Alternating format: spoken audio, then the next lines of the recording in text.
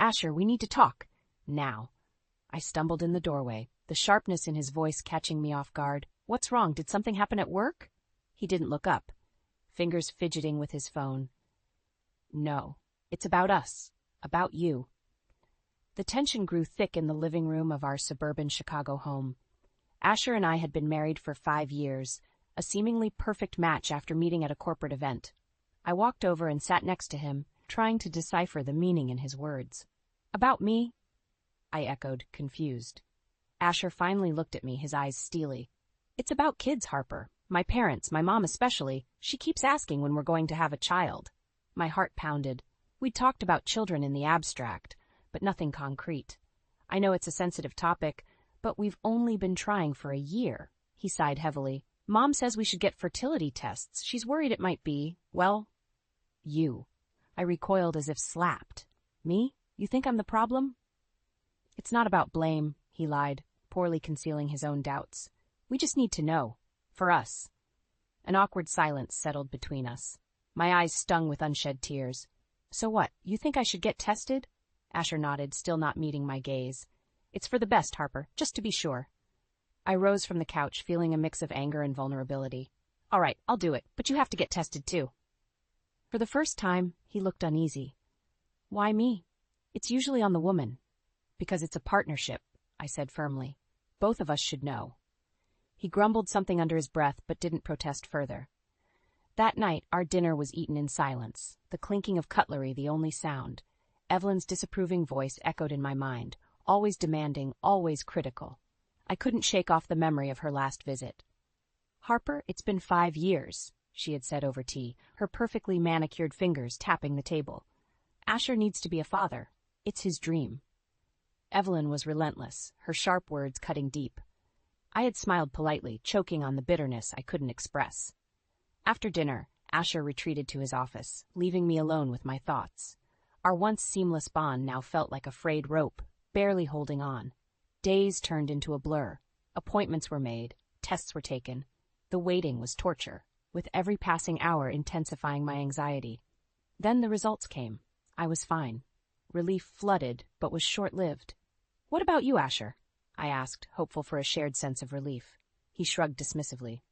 I'm sure I'm fine. It's usually on the woman, Harper. His refusal spoke volumes. I realized then how deep his doubts ran, seeded and watered by his mother's cruelty. I began to observe him more closely, his indifference, his growing distance. Each day felt lonelier. The home we built turned cold.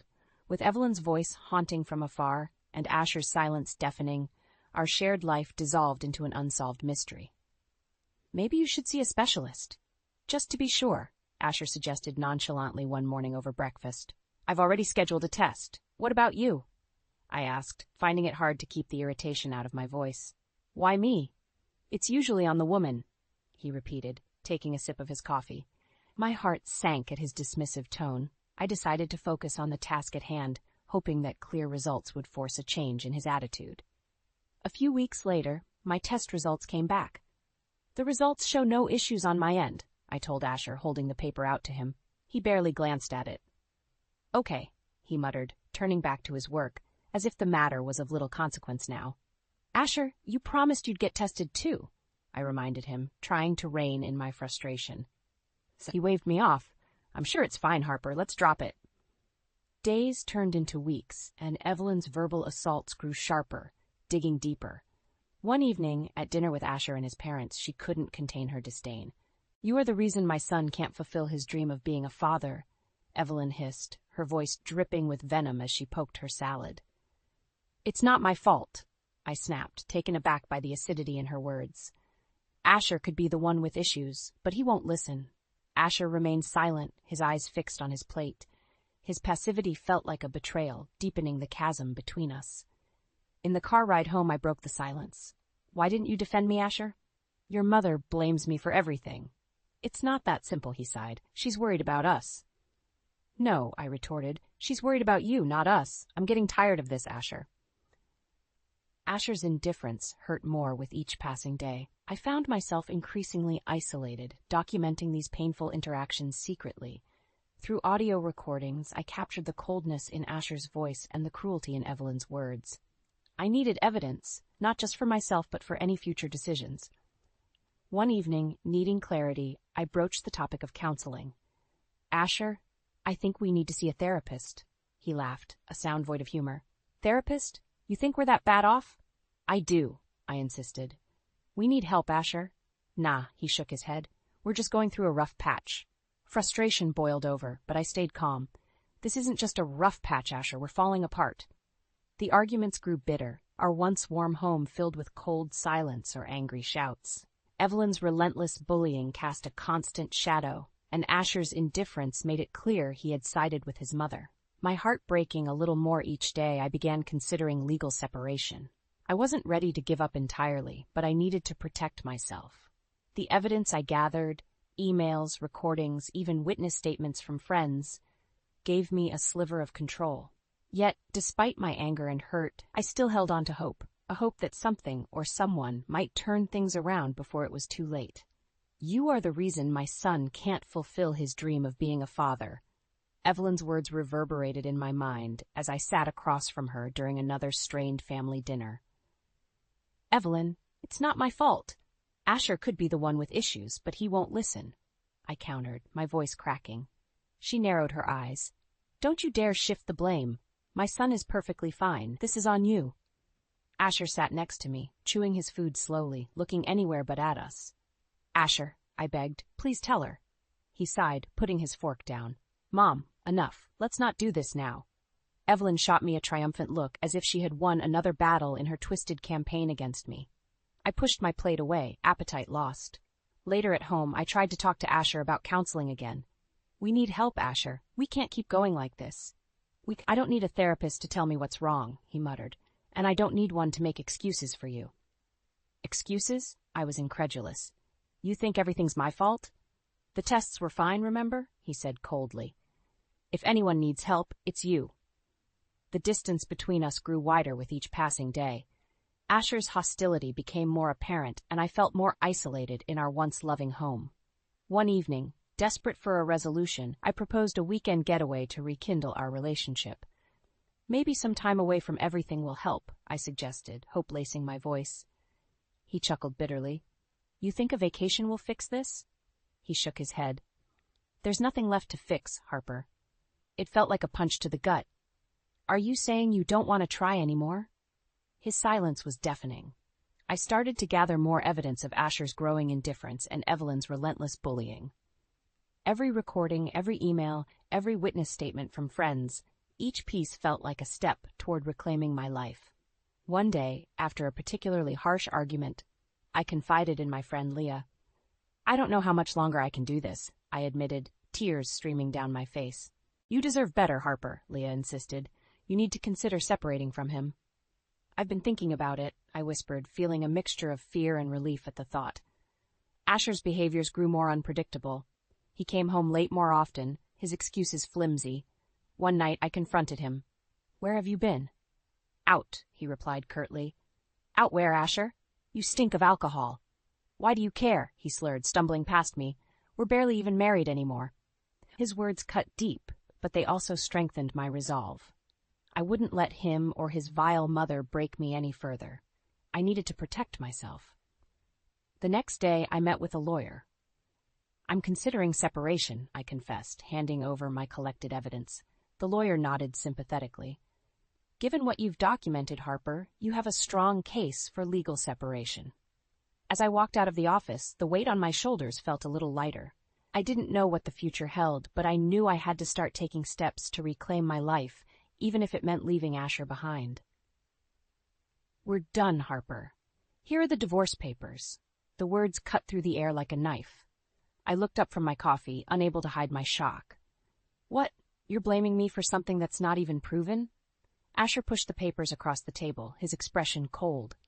It's not just about the kids anymore. This isn't working. I stared at the papers, my world crumbling around me.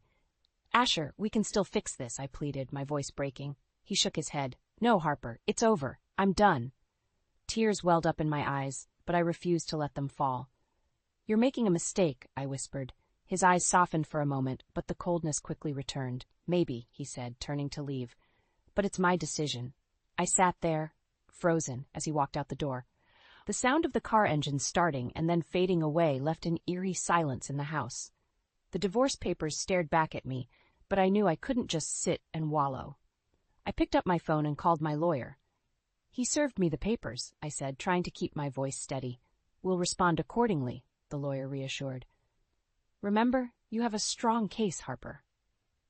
I spent the next days gathering all the evidence I had meticulously collected. Emails, audio recordings, and statements from friends who had witnessed Asher's growing hostility.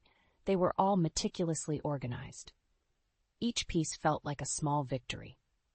One evening I was going through some old emails when I found a particularly incriminating one. It was from Asher's mother, Evelyn, outlining how she had planned to blame me for our childlessness. "Make sure Harper meets with the specialist," the email read. "If she's the problem, we can pressure her. If not, we need to consider other options for Asher's happiness." I forwarded the email to my lawyer immediately. "This could be crucial," I wrote. Days turned into weeks as the legal wheels began to turn. Meanwhile, I started making plans to move out. I didn't want to be in the same house where every room held memories of a happier time that now seemed so distant. I broke the news to Leah over lunch. "I'm moving out," I said, pushing a salad around my plate. "I'm proud of you, Harper." Leah said, her eyes warm with support. "You deserve to start fresh."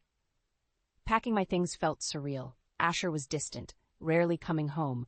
The few times he did, he barely acknowledged me.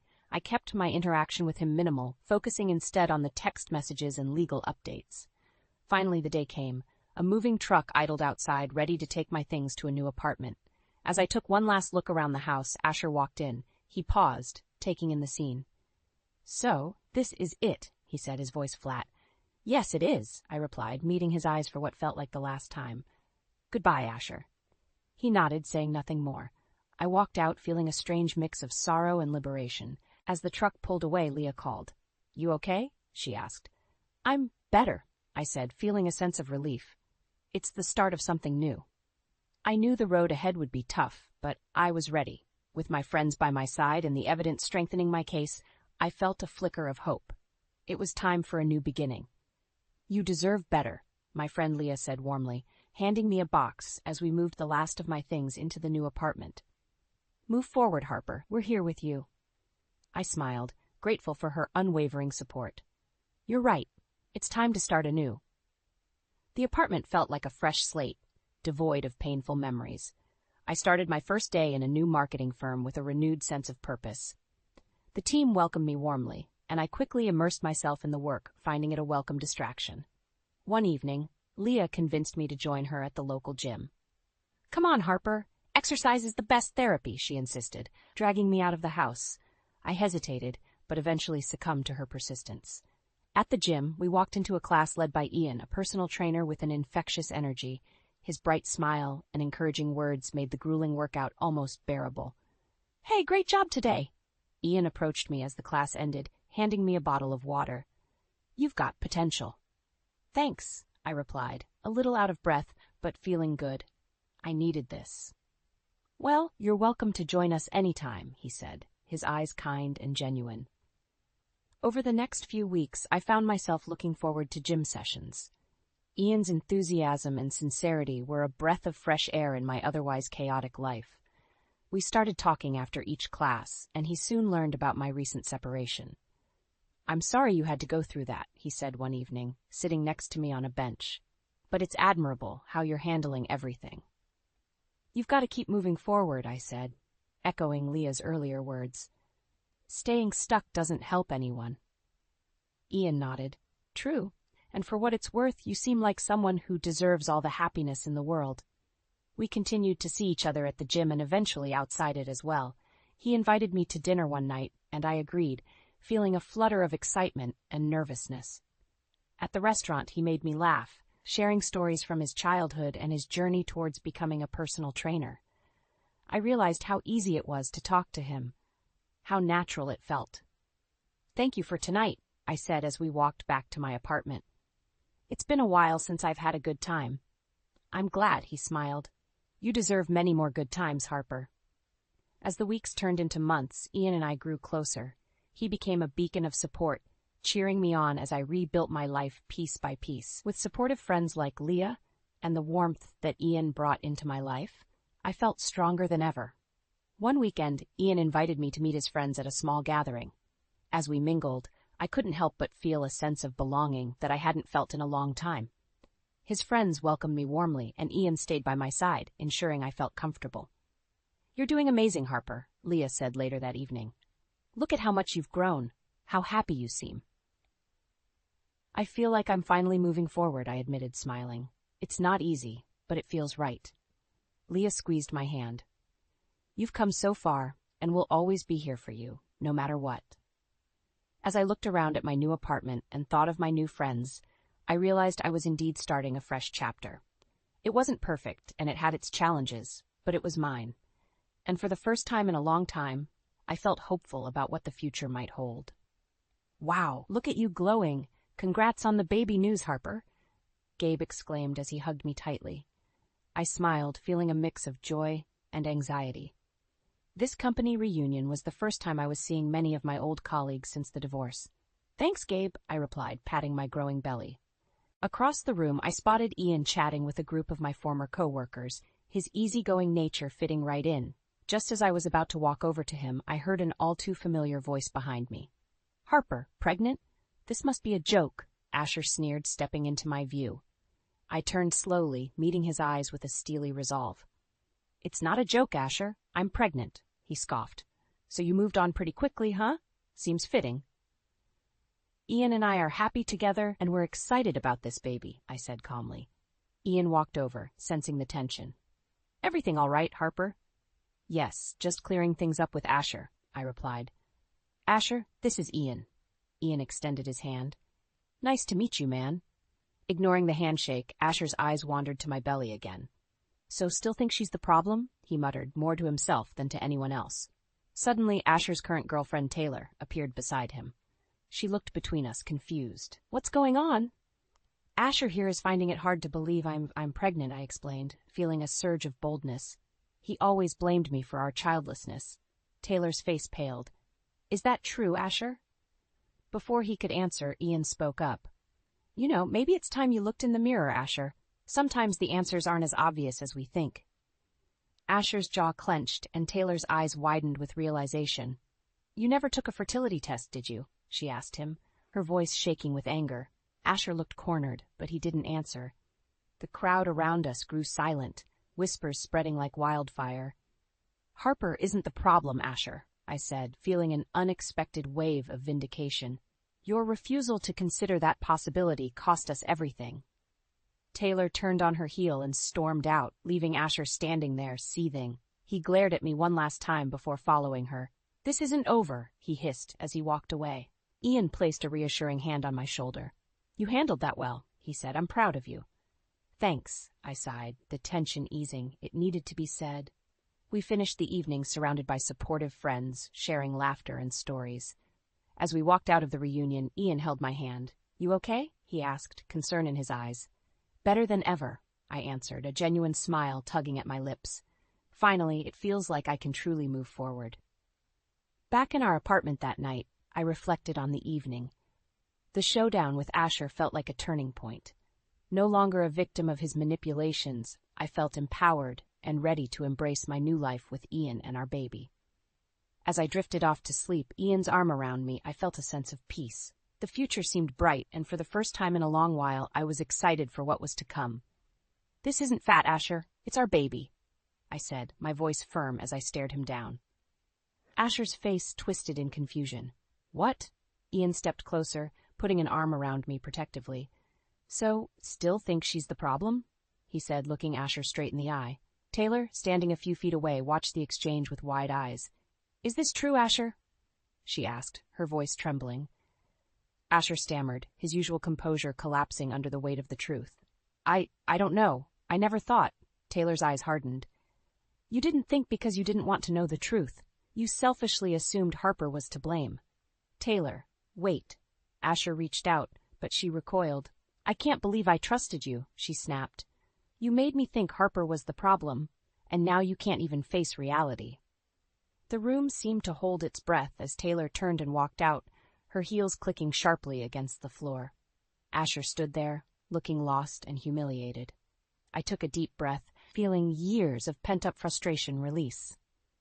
"You should get tested, Asher. It's time you stopped hiding from the truth." He glared at me, but didn't respond as he stormed off after Taylor, the crowd parting to let him through.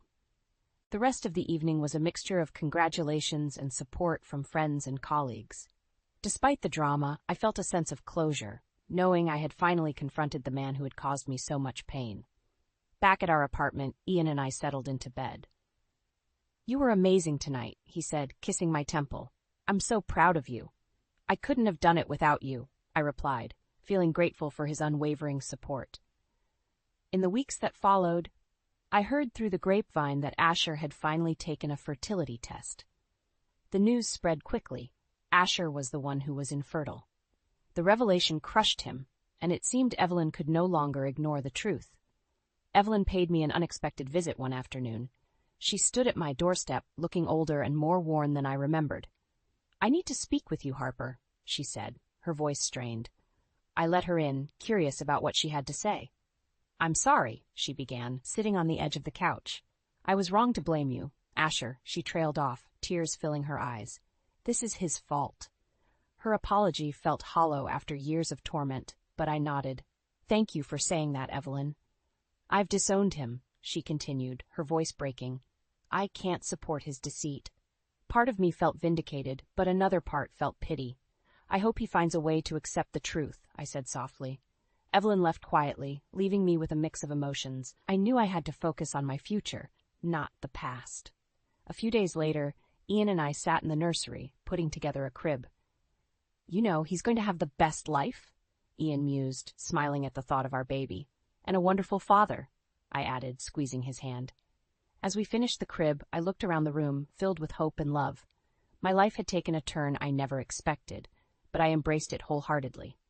Ian pulled me close, resting his hand on my belly. "We've got this." For the first time in years, I believed it wholeheartedly. The painful chapters were closing, and new, beautiful ones lay ahead. "I have the family I always dreamed of," I said quietly, looking around our cozy living room filled with baby toys and soft light from the late afternoon sun. Ian smiled, his eyes filled with warmth as he held our baby boy Elijah in his arms.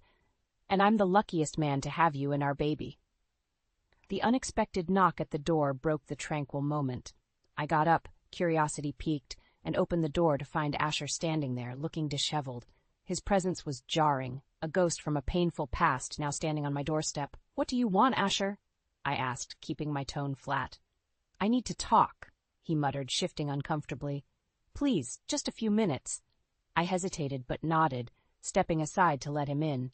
He looked around, taking in the warm, welcoming atmosphere of our home. Ian stood protectively near the baby, his expression guarded. "Make it quick, Asher," I said, crossing my arms. I need to apologize," Asher began, his voice shaky. "I know it doesn't change anything, but I'm so sorry for everything. Finding out I'm the one who's infertile, it destroyed me. Evelyn cut ties with me. Taylor left me." "I'm sorry you had to find out that way," I replied, feeling a mix of emotions. "But you treated me horribly, Asher. No apology can erase that." He nodded, tears welling in his eyes. "I know. I was a coward, and now I've lost everything. I just wanted to say sorry." "Thank you," I said, my voice softening slightly. "But this doesn't change the past." He nodded one last time, glancing at Ian, who held Elijah closer. "Take care of them," he said before turning and walking out the door. Asher's visit left me feeling unsettled, but also freed from the lingering shadows of our past. Ian came over, wrapping an arm around me. "You okay?" "Yeah, I'm okay," I replied, leaning into him. "It's just a lot to process." The air in the room felt lighter after Asher's departure, and I could breathe a little easier. Elijah cooed in Ian's arms, and I smiled, feeling a sense of peace. Months passed, and life settled into a happy routine. Ian and I reveled in the joy of raising Elijah, our laughter filling the home. One sunny afternoon, we took Elijah to a nearby park, enjoying the simple pleasures of family life. As we sat on a bench, watching Elijah gurgle and reach for a butterfly, Ian turned to me. "We've come a long way, haven't we?" I nodded, tears of happiness in my eyes. "Yes, we have, and I wouldn't change a thing." "I'm so proud of you," Ian said, squeezing my hand. You've shown so much strength and grace.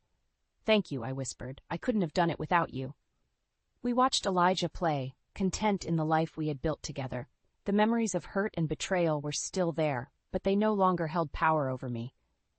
The future was bright, filled with endless possibilities and the love of my new family. As the sun began to set, I felt a profound sense of gratitude wash over me. The trials and tribulations of the past had forged a path to the happiness and contentment I now enjoyed. Ian, I said softly, turning to face him. Thank you for being my rock, my partner, my everything. He smiled, leaning in to kiss me gently. Always, Harper. Always. And as we walked hand in hand, with Elijah giggling between us, I knew that whatever the future held, we would face it together, stronger and more united than ever.